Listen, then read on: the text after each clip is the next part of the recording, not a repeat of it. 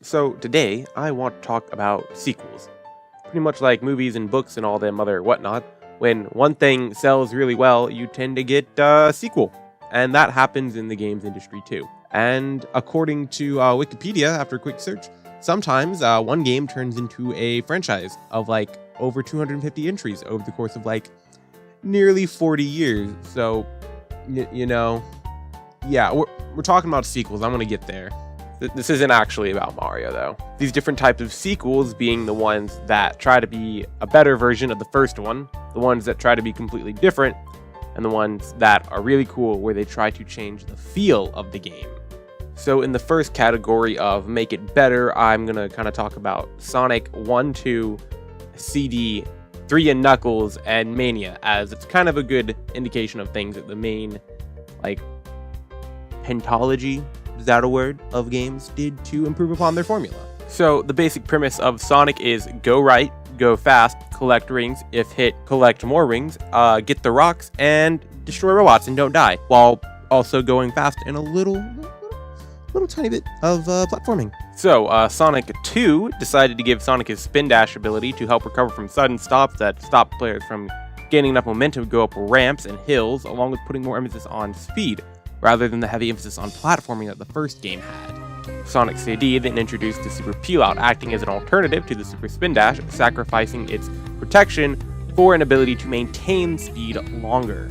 Then Sonic 3 showed up, swapped out the Super Peel Out for the Insta Shield, giving Sonic the ability to barrel through enemies at top speed, along with making all of the characters feel different. As before, Tails was just garbage. Sonic Tails himself was given the ability to fly, and player 2, when playing as Sonic Tails, can airlift Sonic, along with Knuckles being given alternate routes and gliding and climbing ability. Then Sonic Mania shows up like 20 years later and like, yo, the drop dash, fools. The idea is that out of a jump, the player can press the jump button once again, and after a short amount of time, Sonic, upon hitting the ground, will shoot off with a burst of speed.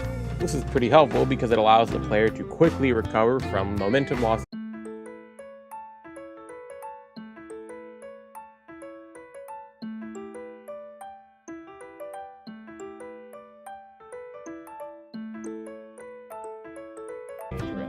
So with this kind of sequel, you get the upside of getting more of what you wanted, but on the downside, older games kind of don't age as well if, the sequels are actually done right.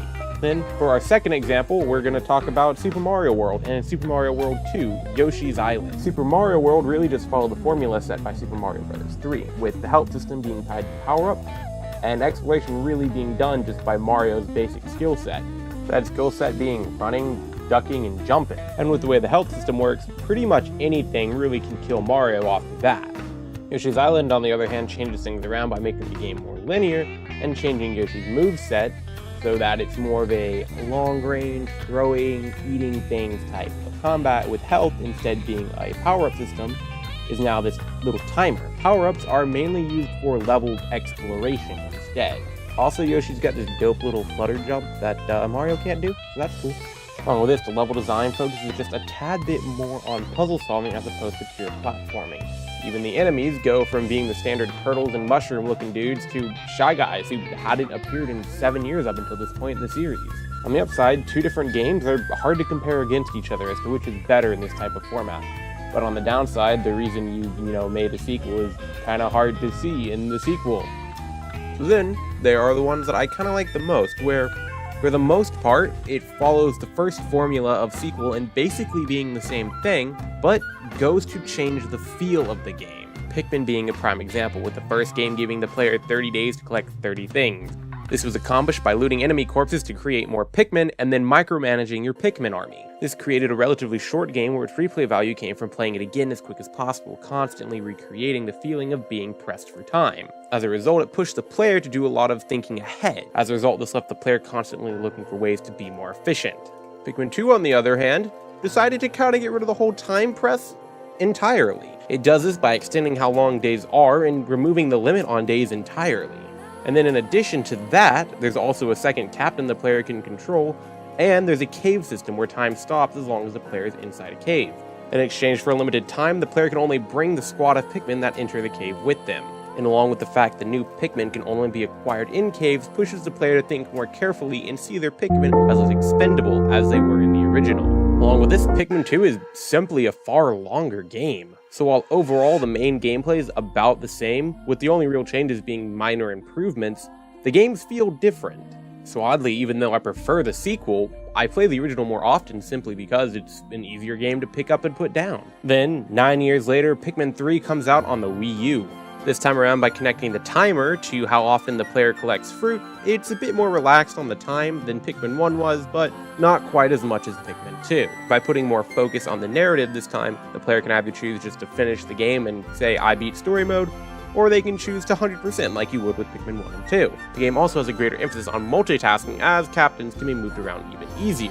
And combined with the 2 new Pikmin types introduced in this game, it also feels different from the first 2. So with Pikmin as really the example for this, whenever I go back to play one of the 3, I'm always like, what am I looking for, rather than which one do I like more?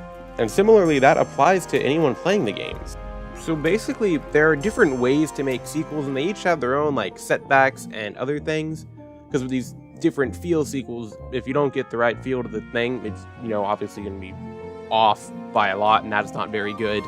But that's really all I have to say today. If you have any thoughts or comments, you should toss them in the comments section. And if you like this, you should like and subscribe so I know what to do next time. And you can also give me ideas on what to do next time. I would greatly appreciate it. Thanks, bye!